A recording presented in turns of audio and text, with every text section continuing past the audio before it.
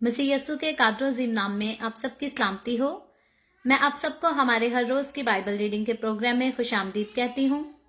मेरे अजीजों, कल हमने खुदावंद के कलाम में से इस्तिस्ना की किताब उसके 24वें बाब की बाइबल रीडिंग की थी और आज हम अपनी बाइबल रीडिंग को आगे बढ़ाते हुए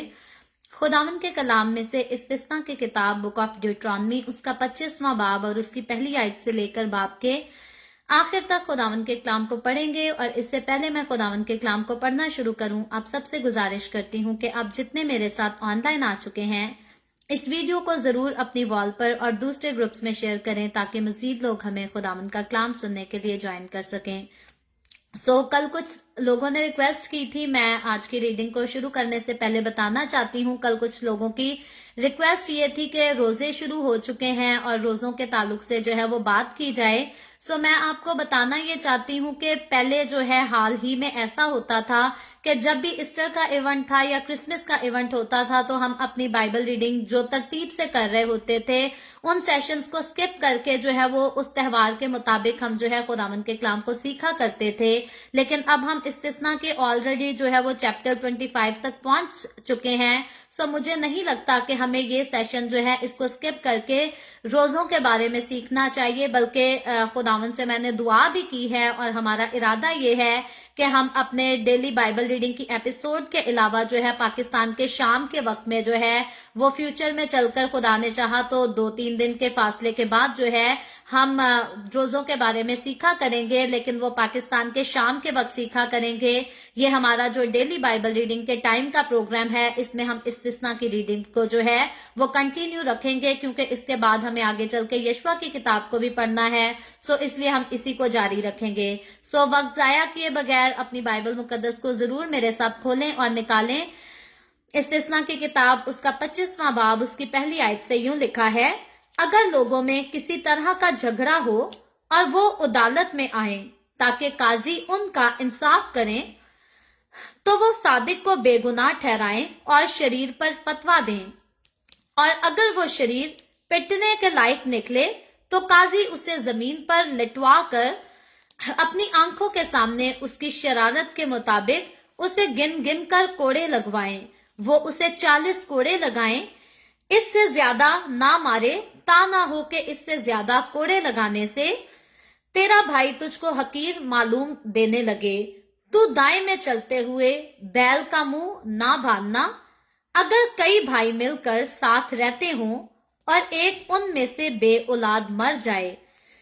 तो उस मरहूम की बीवी किसी अजनबी से ब्याह ना करे, बल्कि उसके शौहर का भाई उसके पास जाकर उसे अपनी बीवी बना ले और शौहर के भाई का जो हक है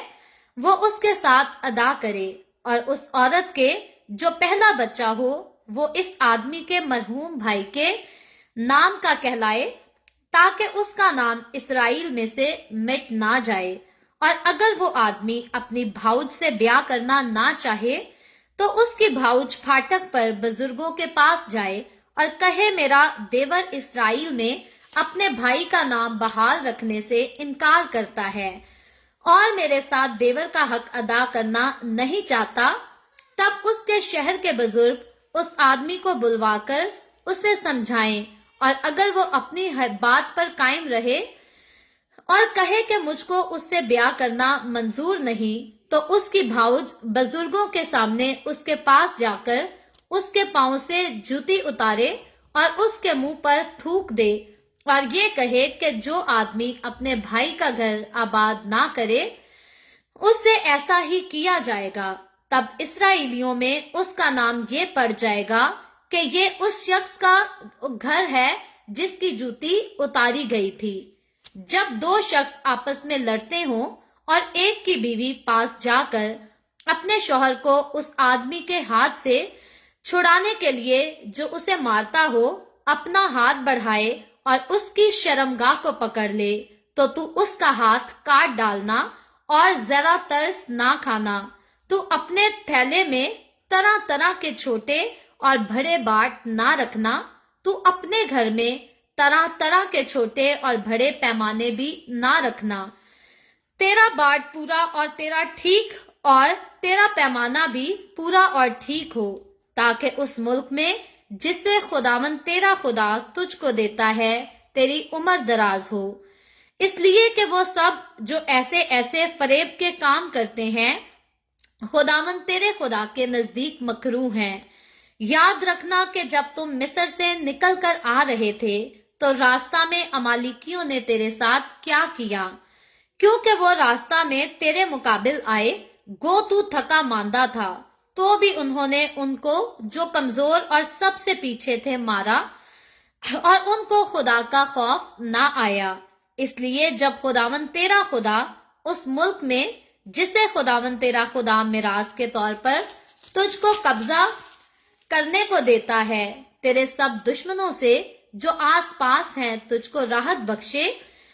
तो तू अमालिकियों के नामो निशान को सफाए रोजगार से मिटा देना। तू इस बात को ना भूलना। खुदावन के पाकलाम पढ़े और सुने जाने पर खुदावन की बरकत हो। खुदावन का शुक्र हो मेरे अजीजों। खुदावन के कलाम में से इस्तिस्ना की किताब उसके 25वें बाब की पहली आयत से लेकर इस बाब के आखिर तक हमने खुदावन के कलाम को पढ़ा है। सो हम इस पर इससे पहले बात करें। मैं शुक्रगुजार हूं उन तमाम लोगों की जिन्होंने अभी तक द वे ऑफ हेवन को स्टार्स दिए हैं। खुदावन आप सबको बहुत बरकत दे और आपके दिए को अपनी हुजूरी में बाखूर की मानित कबूल करे और आपको उसका बड़ा अजर दे। सो आए हम खुदावन की तरफ गौर करते हैं। इस्तिस्ना की किताब उसके 25वें बाब में हम देखते हैं कि किसी एक टॉपिक पर बात नहीं की गई बल्कि मुख्तलिफ किस्म के टॉपिक हैं जिन पर खुदावन का बंदा मूसा जो है बनी इसराइल को हदायत दे रहा है, उनकी रहनुमाई कर रहा है कि आगे जाकर वादा की सरजमीन में जब प्रॉमिस लैंड में यानी कि मुल्क कनान में ये दाखिल हो जाएंगे तो किस तरह से अपनी जिंदगियों को बसर करें, अपने घरानों को चलाएं, अपने रिश्तों को निभाएं और अपने कारोबारी जिंदगियों को जो है किस तरह से उनको निभा सकें। सो हर तरह से खुदावन का बंदा जो है अपने लोगों को, इसराइलियों को जो है खुदा के डर और खुदा के खौफ में रहता हुआ खुदावन के हुक्मों के मुताबिक जो है ठीक ठीक उनको तालीम देता है। यहाँ पर पहली आयत पर यहाँ बात की गई है, अगर लोगों में किसी तरह का झगड़ा हो और वो अदालत में आए ताकि काजी उनका इंसाफ करें। तो यहाँ पर इसराइल में जो है खुदा ने मुकर्रर किया था कि जब भी किसी का झगड़ा होगा तो काजियों के पास जो है उसके मामले को लेकर जाया जाएगा। सो यहाँ पर बताया यह गया है कि अगर किसी का झगड़ा होता है और उसको काजियों के पास जो है लाया जाता है तो लिखा है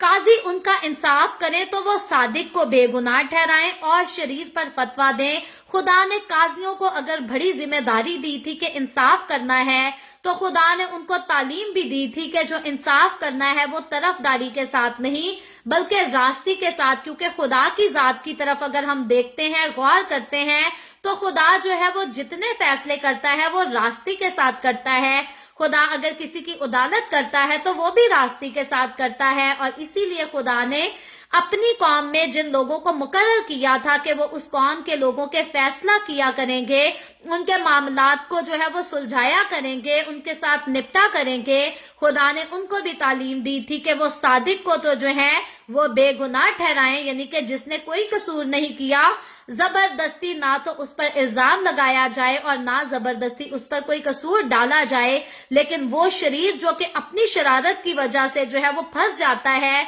उस पर खुदा ने काजियों को कहा था कि जरूर उन पर फतवा दिया जाए। और दूसरी आयत में लिखा है और अगर वो शरीर पिटने के लायक निकले तो काजी उसे जमीन पर लिटवाकर अपनी आंखों के सामने उसकी शरारत के मुताबिक उसे गिन गिन कर कोड़े लगवाएं। यहूदियों में कोड़े लगाने की रवायत जो है ये आम हुआ करती थी। जब भी किसी की शरारत ऐसी होती थी कि उसे उसकी मार पड़े तो वहां पर जो है खुदा ने इस बात का ऐलान किया था, खुदा के बंदा मूसा ने ये शरीयत दी थी इसराइल को और उसके दरमियान ये भी फैसला दिया गया था कि शरीर को उसकी शरारत के मुआफिक जो है वो कोड़े लगाए जाएं, लेकिन रूल ये था कि 40 से ज्यादा, 40 से ऊपर कोड़े जो हैं वो ना लगाए जाएं। लेकिन यहूदियों में रवायत जो अमूमन थी वो ज्यादातर हमेशा जो है वो किसी को भी कोड़े लगाते थे तो वो 39 कोड़े लगाया करते थे, एक कम 40 कोड़े लगाया करते थे। और कॉन्सेप्ट जो है उसके बारे में डिफरेंट ख्यालात भी पेश किए जाते हैं, जिसमें एक वजह ये भी कहा जाता है कि इसमें ये थी एक एक बड़ी वजह जो कि न्यू टेस्टामेंट में बयान भी की गई है करंथियों के खत में, कि किसी को जो था हो सकता था कि गिनती गलत हो गई हो, तो किसी को गलत गिनती की वजह से जो है वो 40 से ज्यादा कोड़े ना लगा दिए जाएं, क्योंकि यहाँ पर खुदा के बंदा मूसा ने जो कानून मुकर्रर किया था वो 40 कोड़ों से ज्यादा कोड़े लगाने का नहीं था। ज्यादा से ज्यादा मैक्सिमम जो है वो 40 कोड़े लगाए जा सकते हैं, उससे कम का भी जो है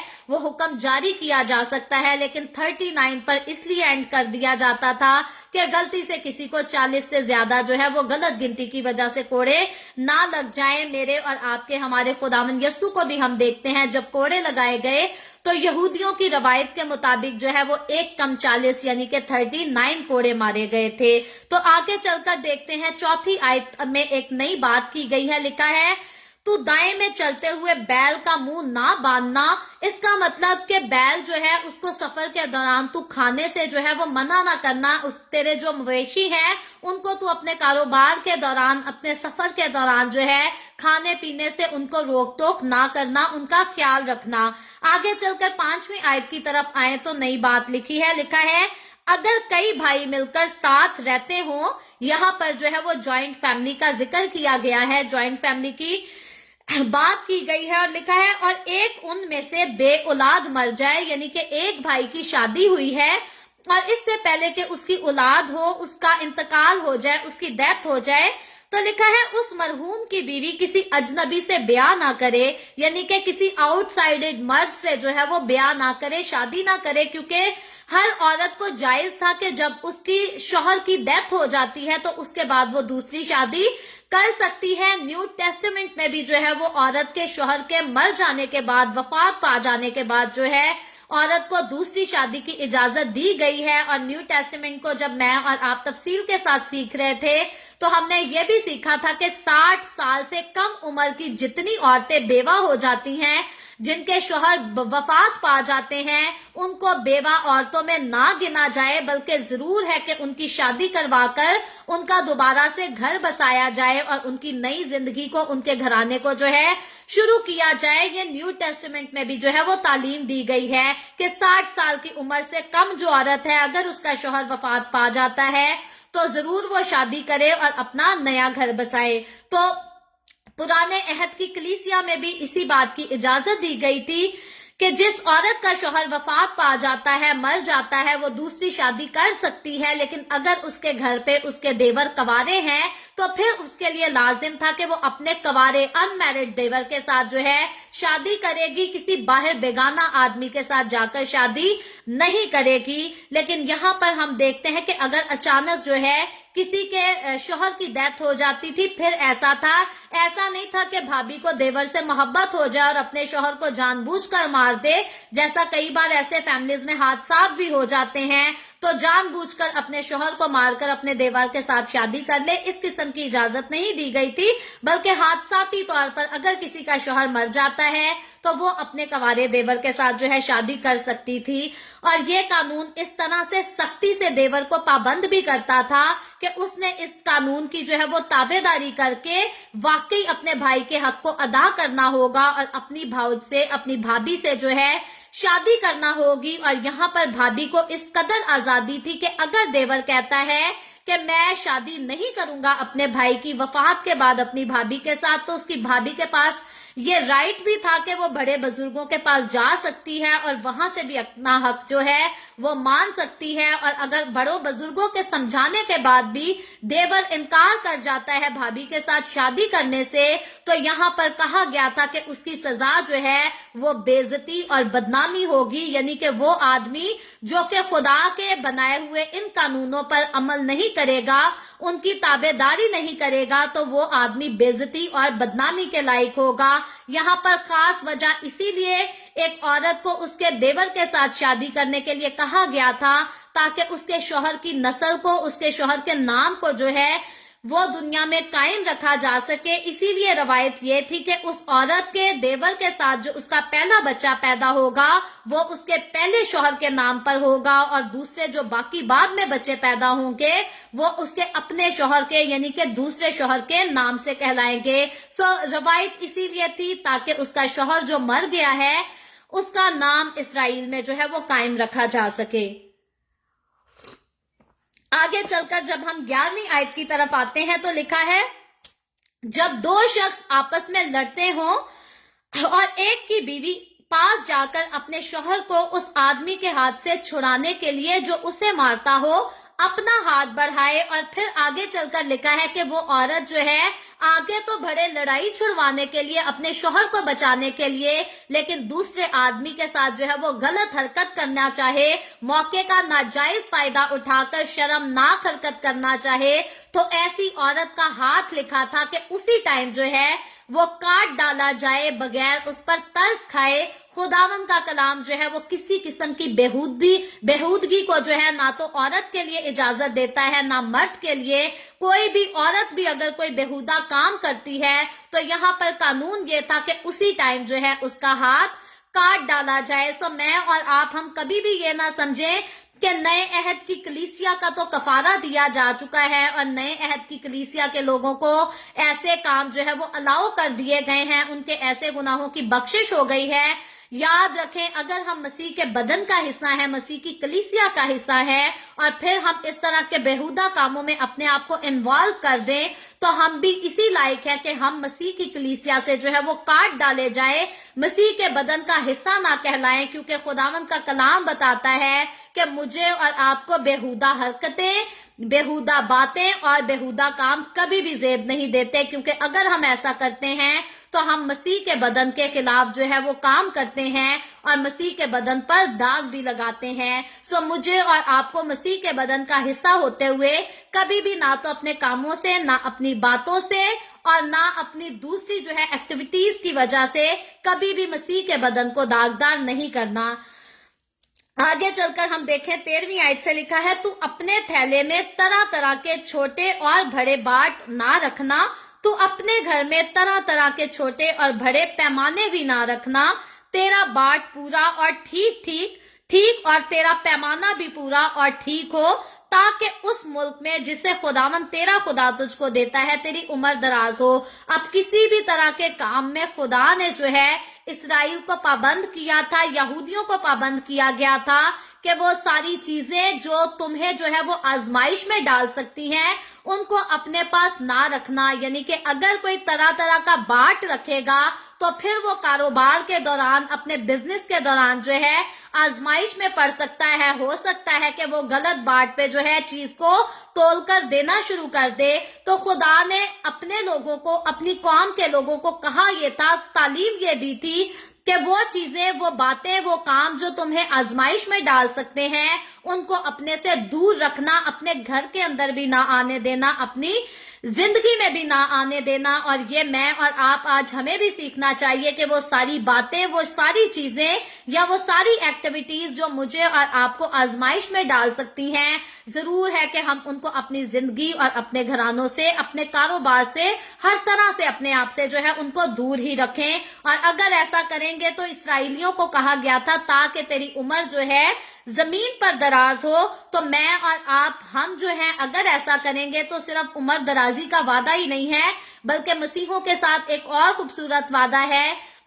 कि हमने आसमान की बादशाही में दाखिल होना है। हम हमेशा की जिंदगी के बारे सोच चुके हैं। सो अगर हम खुदावन की ताबेदारी में रहकर हर तरह के गलत काम से परहेज करेंगे तो हमेशा की जिंदगी जो मसीह यीशु में मुझे और आपको हासिल हुई है, हम जरूर उसमें कायम रह सकेंगे। कई लोग जो हैं अपनी नाफरमानियों की वजह से, खुदा के कलाम को ठुकराने की वजह से हमेशा की जिंदगी में कायम नहीं रह सकते। सो जिंदगी तो मसीह ने हमें दे दी है, उसमें कायम रहना जो है वो मेरी और आपकी, हमारी अपनी चॉइस है। अगर मसीह के वफादार रहेंगे तो उसमें कायम रहेंगे, और अगर मसीह की वफादारी नहीं करेंगे तो उसमें कायम हम हरगिज नहीं रह सकते। इससे आगे 16वीं आयत में लिखा है,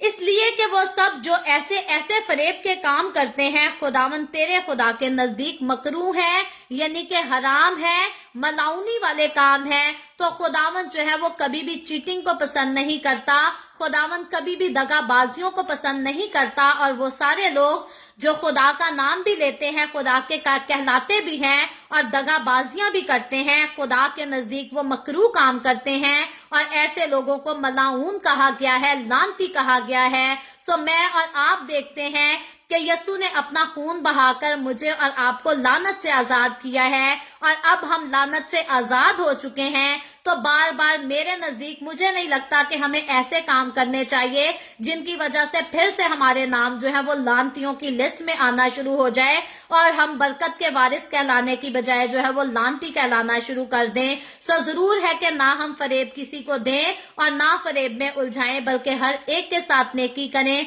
हम देखते हैं कि शरीयत में किस तरह से सख्त सजाएं दी गई थी। कोड़े 40 कोड़ों का भी हुक्म था, हाथ काट डालने का भी हुक्म था, बदनामी का भी हुक्म था कि इंसान खुदा के हुक्मों को तोड़ेगा तो बदनामी का बायस होगा, उसके लिए वो आदमी जो है वो बेइज्जत किया जाएगा, उसकी इज्जत भी खराब की जाएगी और फिर कई जो है वो कत्ल के लायक हो जाएंगे, संसार होने के लायक हो जाएंगे। शरीयत में इस कदर सख्त सजाओं का जो है खुदा ने ऐलान किया था, वजह एक ही थी ताकि इस्राएली जो है वो गुनाह ना करे, खौफ रखें कि अगर हमने ये शरारत की तो हमें 40 कोड़े लगाए जाएंगे, अगर हमने ऐसा गुनाह किया तो हमारा हाथ काट दिया जाएगा, अगर हमने ऐसा पाप किया तो हम संसार कर दिए जाएंगे। तो इन्हीं गुनाहों की वजह, इन्हीं सजाओं की वजह से जो है इस्राएली डरा करते थे और गुनाह से दूर रहा करते थे।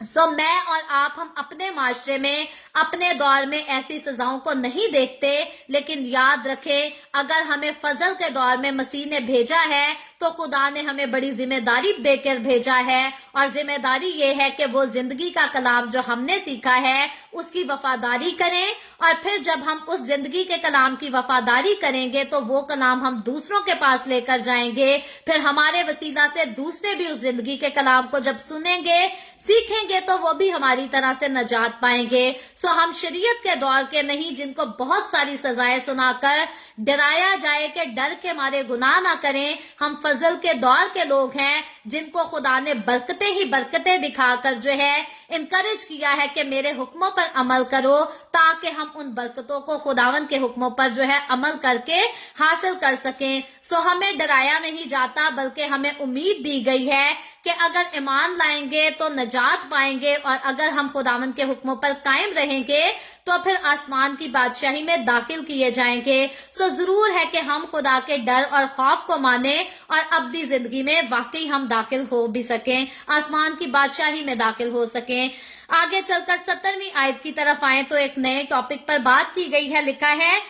याद रखना कि जब तुम मिस्र से निकलकर आ रहे थे तो रास्ता में अमालिकियों ने तेरे साथ क्या क्या किया। सो यहाँ पर हम देखते हैं अमालिकियों का और इसराइलियों का पहला वाकया कब हुआ, जब इसराइली जो है मिस्र से निकले थे, अभी मिस्र की गुलामी से जो है आजाद ही हुए थे। तो हुआ क्या था कि अमालिकियों ने जो है उन पर हमला कर दिया था, उनके साथ जंग करने के लिए आ गए थे और उस वक्त इसराइली इस लायक भी नहीं थे कि वो अमालिकियों के साथ लड़ सकते या जंग कर सकते, क्योंकि वो जंग के लिए ट्रेंड भी नहीं किए गए थे और वो जुल्म और सितम को बर्दाश्त करके वहां से निकले थे। सो वो जंग करने के लिए कैपेबल तो नहीं थे और अमालिकियों ने जो है वो खुदा के खौफ को भी सामने ना रखा, इसराइलियों पर तरस भी ना खाया। और उस वक्त आसपास की सारी कौमें जानती थी, सारे मुल्कों के लोग जानते थे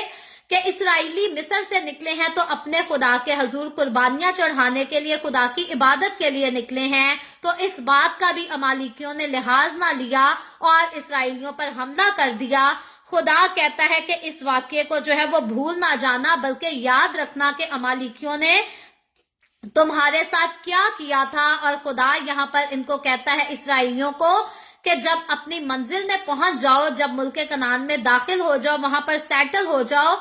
तो अमालिकियों से जो है उसका हिसाब जरूर लेना। अमालिकियों से कब उसका हिसाब लिया जाएगा वो अभी हम देखते हैं कि इस्तिस्ना की किताब में या यशवा की किताब में नहीं, बल्कि आगे जाकर जब हम सैमुएल की किताब को पढ़ेंगे तो तकरीबन 400 साल के बाद जब साउल बादशाह मुकर्रर किया जाएगा तो तब इसराइलियों को हुक्म होगा कि वो जाकर अमालिकियों से जो है उसका हिसाब ले सकें। लेकिन साउल बादशाह की मुकम्मल तौर पर वफादारी नहीं होगी तो वो कहानी का सिलसिला जो है हमें आगे चलकर कुछ और नजर आएगा। जब वक्त आएगा तो उसके बारे में हम बहुत तफसील से सीखेंगे। सो यहाँ खुदावंद का बंदा मूसा जो है फिर से इनको याद दिलाता है और कहता है कि उस वाक्य को भूल ना जाना। और 19वीं आयत में, आज की आखिरी आयत में लिखा है, इसलिए जब खुदावंद तेरा खुदा उस मुल्क में जिसे खुदावंद तेरा खुदा मिरास के तौर पर तुझको कब्जा करने को देता है, तेरे सब दुश्मनों से जो आसपास हैं तुझको राहत बख्शे, तो तू अमालिकियों के नामो निशान को सफाए रोज से मिटा देना, तू इस बात को भूल ना जाना। सो खुदावंद के बंदा मूसा ने यहाँ पर इसराइलियों को हुक्म दिया था कि अमालिकियों के नाम को जो है वो वक्त आने पर सफा हस्ती से मिटा देना, उनके साथ इस तरह की जंग करना, उनके साथ इस तरह से लड़ना। और वजह क्यों थी? जब भी किसी के साथ जंग करने का खुदा ने हुक्म दिया था इसराइलियों को, तो वजह यह थी कि उन्होंने खुदा के खिलाफ जो है गुनाह किया था, उन्होंने खुदा के खिलाफ ऐसे काम किए थे जो कि खुदा की नजर में मकरूह थे, यानी कि हराम थे। और इसीलिए खुदा ने अपने लोगों को हमेशा इस्तेमाल किया था कि अपने लोगों के वसीला से उनसे बदला ले सके और उनको सजा दे सके। लेकिन आज मुझे और आपको नए अहद की कलीसिया को, फजल के दौर के मसीहों को जो है हरगिज ऐसे जंगे लड़ने की इजाजत नहीं दी गई। ना खुदा ने हुक्म दिया है कि जाकर हम किसी कौम पर चढ़ाई करें या किसी के मजहब पर चढ़ाई करें, बल्कि खुदावंद यीशु मसीह ने जब सलीब पर जो है अपने दुश्मनों के लिए भी माफी की दुआ मांगी, अपने सताने वालों के लिए भी दुआ की और कहा कि ऐ बाप इनको माफ कर, क्योंकि ये जानते नहीं कि ये क्या करते हैं। तो मुझे और आपको भी खुदा ने यही सबक दिया कि आज हम जिस दौर में रहते हैं, कोई हमारे साथ कुछ भी करे, कोई मसीहों के साथ कुछ भी करे या किसी के साथ भी कुछ करे, हमने आगे से जंग नहीं करनी, हमने आगे से किसी के घर नहीं जलाने, किसी के साथ मारपीट नहीं करनी, बल्कि मसीह के साथ चलते हुए, मसीह के बदन का हिस्सा होते हुए हमें भी खुदा से यही दुआ करनी है कि ए बाप इनको माफ कर, क्योंकि ये जानते नहीं कि क्या करते हैं। सो खुदावंद यीशु ने फजल के दौर के लोगों को, नए अहद की कलीसिया को माफी का सबक दिया है, जंग लड़ने का सबक नहीं दिया। सो आए जरूर है कि मसीह के साथ चलते हुए मैं और आप मसीह की मोहब्बत को पहचाने और मसीह की मोहब्बत को ही दूसरों के साथ बांट सकें। ना हमें किसी से नफरत करनी है, ना हमें नफरत फैलानी है, बल्कि हम मोहब्बत के साथ मसीह के खून से खरीदे गए हैं, तो उसी मोहब्बत को हमें दूसरों के साथ शेयर करना है। सो खुदावंद आज के कलाम के वसीला से मुझे और आपको, हम सबको बहुत बरकत दे। अभी हम दुआ करेंगे और इससे पहले मैं दुआ करूं, आप सबसे गुजारिश करती हूं कि आपके पास कोई भी प्रेयर रिक्वेस्ट है तो आप नीचे कमेंट में लिख सकते हैं। आए हम सब दुआ करेंगे। Hallelujah hallelujah. प्यार से भरे जिंदा आसमानी बाप, मैं तेरे प्यारे बेटे अपने प्यारे खुदावंद यीशु मसीह नासरी के नाम में तेरे कदमों में आती हूँ। तेरी शुक्रगुजारी करते इस वक्त के लिए जो तूने हमें बख्शा, ताकि हम तेरे पाक कलाम को पढ़कर, सुनकर, सीखकर इससे बरकत हासिल कर सकें। ऐ बाप आसमानी, जितने लोग मेरे साथ ऑनलाइन आए हैं तेरे कलाम को सीखने के लिए, अपने तमाम लोगों पर अपना हाथ बढ़ा,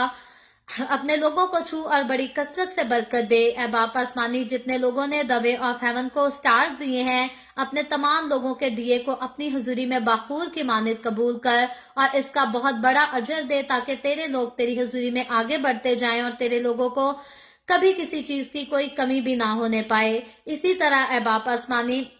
जितने लोगों ने इस वीडियो के नीचे कमेंट्स में अपनी दरखास्तें भेजी हैं या व्हाट्सएप पे हमें अपनी दरखास्तें भेजी हैं, मैं तेरी बंदी होते हुए तेरे लोगों की तमाम दरखास्तें तेरे सामने पेश करती हूँ, तुझसे मिन्नत करती हूँ, दरखास्त करती हूँ, अपने लोगों के साथ हो, तमाम तरह की बीमारियों से, दुखों, तकलीफों, परेशानियों से अपने लोगों को आजाद कर, ताकि तेरे लोग आजाद होकर तेरी शुक्रगुजारी कर सके, तेरे नाम की गवाही दे सकें। ऐ बाप आसमानी, मैं तेरे तमाम खादमों को, मुकद्दसीन को, पाकलिसियाओं को,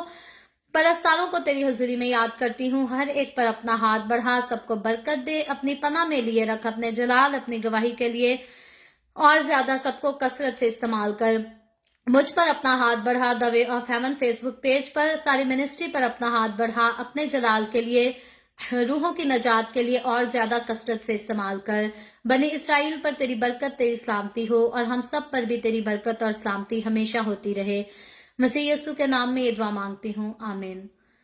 खुदावंद की सिखाई हुई दुआ में शरीक होंगे। आए हमारे बाप, तो जो आसमान पर है, तेरा नाम पाक माना जाए, तेरी बादशाही आए, तेरी मर्जी जैसे आसमान पर पूरी होती है जमीन पर भी हो। हमारे रोज की रोटी आज हमें दे, जिस तरह हम अपने कर्जदार को माफ करते हैं तू भी हमारे कर्ज हमें माफ कर। हमें आजमाइश में ना पड़ने दे बल्कि बुराई से बचा,